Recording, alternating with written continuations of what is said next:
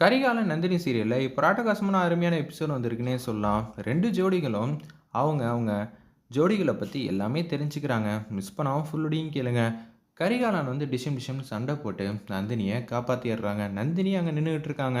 அவங்க என்ன பண்றாங்கன்னு பார்த்தீங்கன்னா, என்னால இப்படியெல்லாம் வெளியில வர முடியாதுங்கிற மாரி சொன்னோனே, என்னோட சட்டைய வச்சுக்கன்னு சொல்லி கரிகாலன் நந்தினி கிட்ட அவங்க சட்டைய வந்து குடுக்குறாங்க. அத மாட்டிட்டு அப்படியே வராங்க. "உனக்கு குளுரலையா?" அப்படின்னு சொல்லி கேட்கும்போது, "அதெல்லாம் எந்த பிரச்சனையும் இல்ல. இதெல்லாம் ஒரு விஷயமா? நீ மாட்டுக்கு வாங்கிற" மாரி கேஷுவலா நந்தினி கிட்ட வந்து பேசிக்கிட்டே வந்து நடந்து வந்துகிட்டு இருக்காங்க. அந்த இடத்துல, "ஏதோ என் மேல உனக்கு கோவம் இருந்தாலும், நீ இந்த அளவுக்காவது என்கிட்ட பேசுறியே, அதுவரைக்கும் சந்தோஷம்ன்னு" கரிகாலன் வந்து பேசினோனே, நந்தினி பார்க்குறாங்க. தேவையில்லாம பேசிட்டேன். என் வாயும் சும்மா இருக்க மாட்டேங்குது. அமைதியா இருங்கிற மாரி சொன்னோனே, அப்படியே நடந்து வந்துகிட்டே இருக்காங்க 2 பேரும். ஒரு பக்கம் வானதிக்கு எதிர்த்தாப்புல அவங்க ஓனர்லாம் உட்காந்து சாப்பிட்டுட்டு இருக்கிறப்ப, அவங்க வானதிய பார்த்து கிண்டல் அடிச்சு சிரிக்கிறாங்க. "ஸ்பூன்ல கூட சாப்பிட தெரியலையா?" அப்படின்னு சொன்னோனே, உடனே அவங்க வந்து சாப்பிட்டுட்டு இருக்கும்போது வந்து சாப்பிட்டுட்டு இருக்காங்க. அவங்களுக்கு கொஞ்சம் பிரச்சனையாவுது. உடனே வானதி சாப்பாட்டுல வெண்ணெய வச்சு பெசஞ்சு, "இந்தாங்க சார், இத சாப்பிடுங்க சரியாயிடும்னோனே" அப்படியே சாப்பிடுறாங்க. சரியாயிடுச்சு. நான் கூட உன்ன என்னமோ ஏதோ நெனச்சேன்ம்மா. ஸ்பூன்ல கூட சரியா சாப்பிட தெரியலன்னு சொல்லிட்டு, உன்ன எல்லாரும் கிண்டல் வச்சு பேசுனாங்க. நான் கூட சிரிச்சேன். ஆனா கடைசில பாரேன், எல்லாருக்கும் எல்லாம் தெரியணும்னு அவசியம் இல்ல. நீ ரொம்பவே கிரேட்ம்மா. எங்களுக்கு தான் எல்லா விஷயமும் தெரியும்னு நாங்க நெனச்சு பேசிட்டு இருந்தோம். ஆனா உனக்கும் சில பல விஷயம்லாம் தெரியும். அந்த விஷயம்லாம் எங்களுக்கு தெரியாது. நீங்க, நாங்க எல்லாருமே ஒண்ணுதாம்மா. இங்க உனக்கு தெரியறது எனக்கு தெரியாது. எனக்கு தெரியறது உனக்கு தெரியாதுங்கிற மாரி வானதிய விட்டுக் குடுக்காம அவங்க ஓனர் வந்து பேசுறாங்க. இவங்க சார்பா நான் உன்கிட்ட மன்னிப்பு கேட்கிறேங்கிற மாரி அன்பா பாசமா வந்து பேசும்போது, நம்ப அருள் வந்து நெனச்சுக்கிட்டே இருக்காங்க. "சார் நீங்க எதுக்கு சார் இந்த மாரிலாம் மன்னிப்பு கேட்கிறீங்க?" "இல்லப்பா, உன் மனைவி எங்கேயோ இருக்காப்பா. நாங்க தான் தேவையில்லாம வந்து பேசிட்டோம். தயவு செஞ்சு புரிஞ்சுக்கங்க." "சரி சார் நான் பாட்டுக்கு போறேன்." திருப்பியும் உங்களுக்கும் சங்கடம் வேணான்னு சொல்லிட்டு வானதி மட்டும் போறப்ப, "எங்க போற வானதி? எங்களுக்கு எல்லாமே வந்து புரிய வச்சுட்ட. இத்தன நாளா நாங்க தான் பெரிய ஆள்ன்னு நெனச்சுக்கிட்டு இருந்தோம். ஆனா, எங்கள ஒண்ணுமே இல்லாத அளவுக்கு நீ வந்து புரிய வச்சுட்ட. அந்த எண்ணமே இருக்கக்கூடாது. எல்லாரும் ஒண்ணு தான். உட்கார்ந்து சாப்பிடுங்கன்னோனே, சார் உங்களுக்கே தெரியும். எனக்கு கையால தான் சாப்பிட தெரியும். ஏம்மா நான்லேருந்து எல்லாருமே இங்க இருக்கிற எல்லாரும் கையால தான் சாப்பிட போறோம். தயவு செஞ்சு நீயும் உட்காரும்மா அப்படின்னு சொல்லும்போது, ஆமா சார். எனக்கு ரொம்பவே பிடிக்கும் சார். கையால சாப்பிடுறது தான். ஏன்னா ஸ்பூன்னா யார் யார் வேணாலும் பயன்படுத்தியிருக்கலாம். ஆனா எடுத்து சாப்பிடுறத ருசியோ ருசி தான் சார் அப்படின்னு சொல்லும்போது, ஆமாம்மா நீ சொல்றது எல்லாம் உண்மதான். உண்மைகள் சில நேரம் கசக்க தான் செய்யும். ஆனா ஏத்துக்கக்கூடிய மனப்பக்குவம் உங்களுக்கு இருக்கு சார். அத நெனச்சா எனக்கு ரொம்பவே சந்தோஷமா இருக்கு. ஏய் வானதி சும்மான்னு இருக்க மாட்டியா? அவர வந்து வெறுப்பேத்த விடாத அப்படின்னு சொல்லும்போது, அருள் நீ எதுவும் சொல்லாதப்பா. வானதி சொல்றது எல்லாம் 100% கரெக்ட்டு. மனசுல எதுவுமே இல்லாம, அவ பேசுறது எல்லாம் இந்த காலத்துல இப்படி ஒரு மனைவி எல்லாம் யாருக்கு வந்து கிடைப்பாங்க? உனக்கு கிடைச்சிருக்காங்க. நீ ரொம்பவே குடுத்து வச்சிருக்கணும் அருளுங்கிற மாரி, அந்த இடத்துல நம்ப அருளுக்கு புரிய வைக்கிறாங்க. வானதி வந்து எப்படிப்பட்டவங்கன்னு. எங்களுக்கே இப்படியெல்லாம் பார்த்து பார்த்து கவனிக்கிறாளே! உன்னெல்லாம் எப்படி வந்து தங்க தட்டுல வச்சு தாங்கு தாங்குன்னு தாங்குவா? நீங்க 2 பேரும் சாப்பிட்டதுக்கப்புறம் டைம் வந்து ஸ்பெண்ட் பண்ணுங்க. அப்படியே வாக் போயிட்டு வாங்க. அதெல்லாம் ஒண்ணும் வேணாம் சார். நான் சொன்னா நீ கேட்டு தான் ஆவணும். 2 பேரும் ஜோடியா போயிட்டு வாங்கங்கிற மாரி சொன்னோனே, ஓனரே சொல்ட்டாப்ல. வேற வழி இல்ல அப்படின்னு சொல்லிட்டு, அப்படியே வந்து நடந்து போய்க்கிட்டே இருக்காங்க. மாமா, நான் ரொம்பவே அவங்கள இம்ப்ரெஸ் பண்ணிட்டேனா மாமா. என்ன அவங்க எதுவும் தெரியாதவங்கன்னு நெனச்சாங்க. ஆனா, உங்க பக்கத்துல இருக்கும்போது தான் மாமா, என்னால இவ்ளோ தைரியமா வந்து பேச முடிஞ்சுச்சு. சரி, சரி வா போலான்னு சொல்லிட்டு, அப்படியே நடந்து போய்க்கிட்டே இருக்காங்க. அந்த இடத்துல வானதி லைட்டா ஸ்லிப் ஆகுறப்ப, நம்ம அருள் வந்து புடிச்சிடுறாங்க. அப்படியே நடந்துட்டு போயிட்டே இருக்காங்க. அந்த இடத்துல "நீ இங்கேயே இருக்கியா? நான் உனக்காக பக்கத்துல இங்க ஒரு கடை இருக்கு.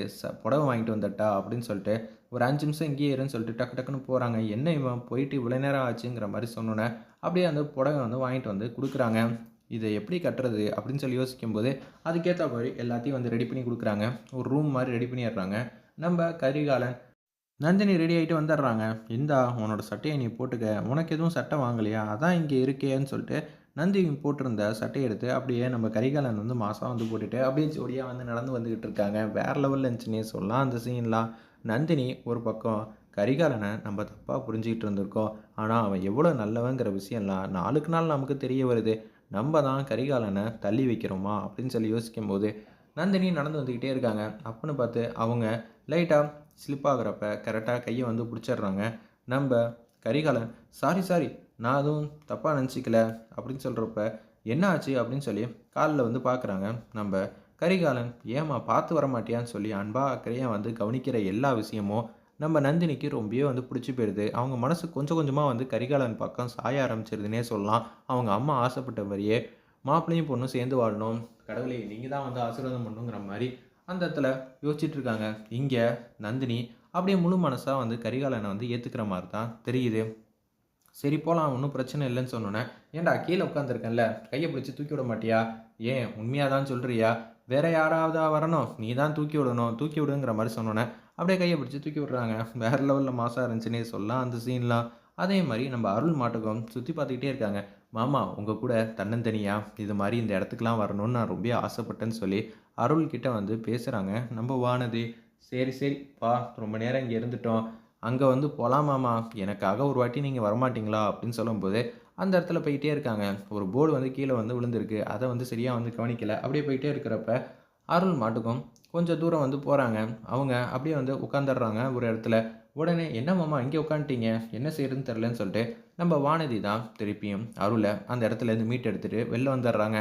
உடனே அவங்களுக்கு ரொம்பவே சர்ப்ரைஸ் ஆயிடுச்சு. வானதி ஒவ்வொரு வாட்டியும் வந்து படுற பாட்டெல்லாம் என்னால பார்க்க முடிஞ்சுச்சு.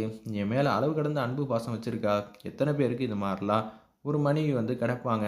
நாங்க 2 பேரும் ஒண்ணு சேரணும் தான் கடவுள் வந்து எழுதியிருக்காரு போல இருக்குன்னு சொல்லி, அருணும் நம்ம வானதிய கொஞ்சம் கொஞ்சமா படிப்படியா வந்து தெரிஞ்சுக்கிறாங்க. வேற லெவல்ல இருந்துச்சுன்னே சொல்லலாம். "மாமா உங்களுக்கு எந்த பிரச்சனையும் இல்லல்ல?" அப்படின்னு சொல்லி நம்ப அருள வந்து சுத்தி பார்த்துக்கிட்டே இருக்காங்க. "எந்த பிரச்சனையும் இல்லம்மா" அப்படின்னு சொல்றப்ப, "இப்படியே நீங்க எப்படி வருவீங்க? இங்க பக்கத்துல ஏதாவது ஒரு துணி கடை இருக்கும். நான் போய் உங்களுக்கா வந்து சட்டையும், பேண்ட்டும் வாங்கிட்டு வந்துடுறேன்." நம்பர் தெரியாம போற. "என்ன மாமா உங்கள எத்தன நாளா பார்த்துட்டு இருக்கேன். நீங்க என்ன கலர் சட்டை போடுவீங்க? என்ன நம்பர்ல இருக்கும்? எல்லாம் எனக்கு தெரியும் மாமான்னு" சொல்லிட்டு கடைக்கு போயிட்டு டக்கு டக்குன்னு சட்டையும், பேண்ட்டும் வாங்கிட்டு வந்துடுறாங்க. "இந்தாங்க மாமா. ஆனா எப்படி நீங்க இத வந்து மாத்துவீங்க தெரியலங்கிற" மாரி சொன்னோனே, டக்குன்னு வந்து மாத்திட்டு அப்படியே வந்துடுறாங்க. "எப்படி மாமா இருக்கு இந்த ட்ரெஸ் உங்களுக்கு பிடிச்சிருக்கா?" "ஆ எனக்கு பிடிச்ச கலர் தானே வாங்கியிருக்கேன். உங்களுக்கு இந்த கலர் பிடிக்கும்னு எனக்கு நல்லாவே தெரியும் மாமாங்கிற" மாரி அன்பா, பாசமா வந்து பேசிட்டு இருக்காங்க. வேற லெவல்ல இருந்துச்சுன்னே சொல்லலாம். "என் மேல அவ்வளோ அன்பு, பாசம் வச்சிருக்கியான்னு" சொல்லி நம்ப அருள் வந்து கேட்குறாங்க. "ஆமா மாமா, எனக்கு புடிச்சதே நீங்க தான். உங்கள கல்யாணம் பண்ணிக்கணும்னு தான் அப்பைலேருந்து ஆசைப்பட்டேன். என் வாழ்க்கையில நான் நெனச்சது நடந்துருச்சு. ஆனா, நீங்க என்ன பத்தி கொஞ்சம் கொஞ்சமா வந்து புரிஞ்சுப்பீங்க. நான் எப்போதும் உங்களுக்காக அம்மாமா இருக்கேங்கிற" மாரி அன்பா, பாசமா பேசுற மாரி காட்டி எபிசோட வந்து மாஸா வந்து முடிச்சிருந்தாங்கன்னே சொல்லலாம்.